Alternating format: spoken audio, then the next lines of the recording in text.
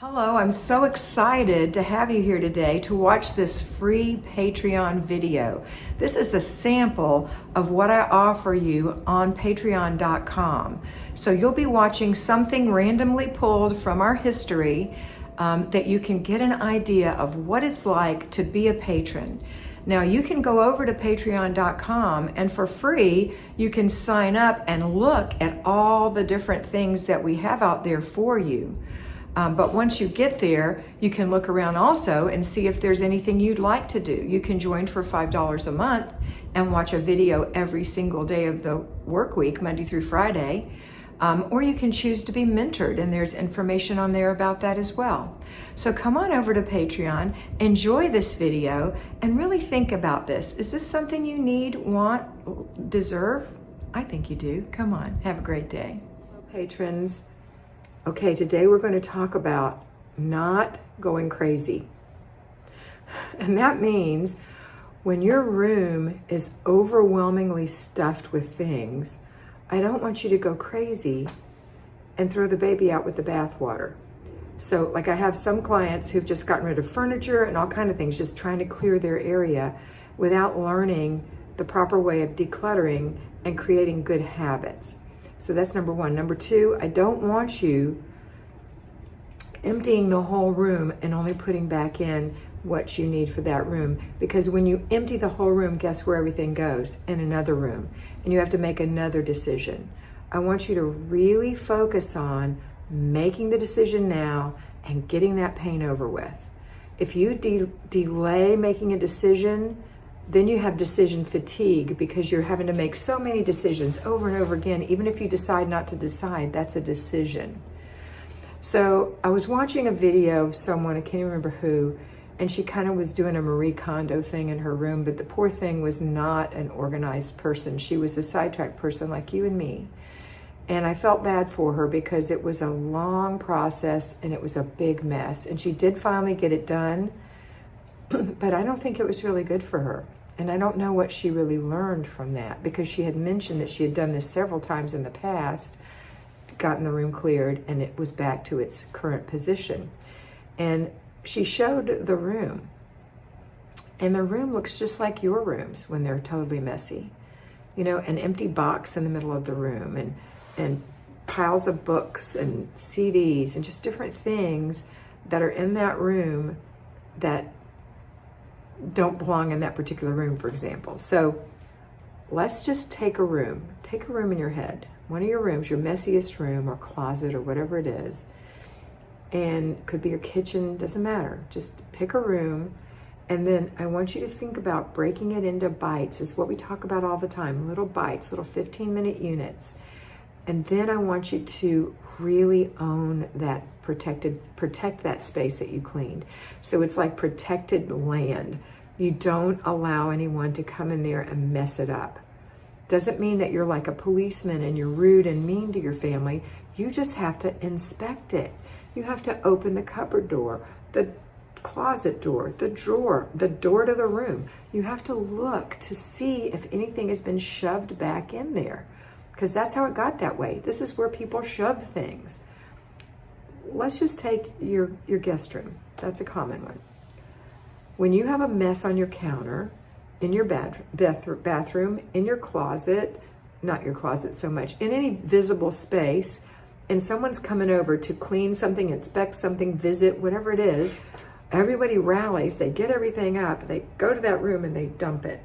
Or after Christmas, maybe you took all the Christmas wrapping and that you hadn't used yet and you dumped it in there along with the bows and everything else, and there's already stuff in there. There's sewing projects and there's, listen, I know what's in there. Just a bunch of stuff.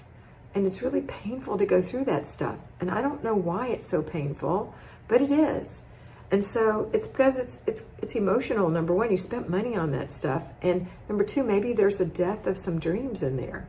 Maybe you thought you were going to do something with that stuff and you never did. Or you really could do something with that stuff and you just lack the motivation.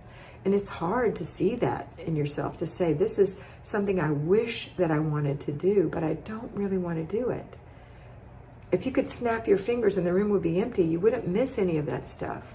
So I want you to really think about that 15-minute commitment of going through something, and then when it's done, it's done. Timer goes off, you stop. I know it's hard to put on the brakes. It's so hard to get started and it's so hard to stop, but it's because we don't have a good habit.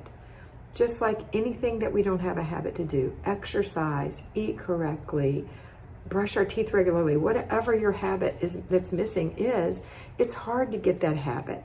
But I want you to make yourself do it. Self-discipline is a form of love. I've told you that a million times. Self-discipline is a form of love. You say to your little child, we're going in here and we're going to work for 15 minutes.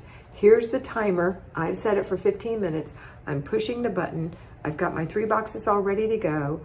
I'm not going to run around to other rooms. I'm going to stay right here and work this 15 minutes. And if I get done before the 15 minutes, I'm going to move over and start doing the next thing.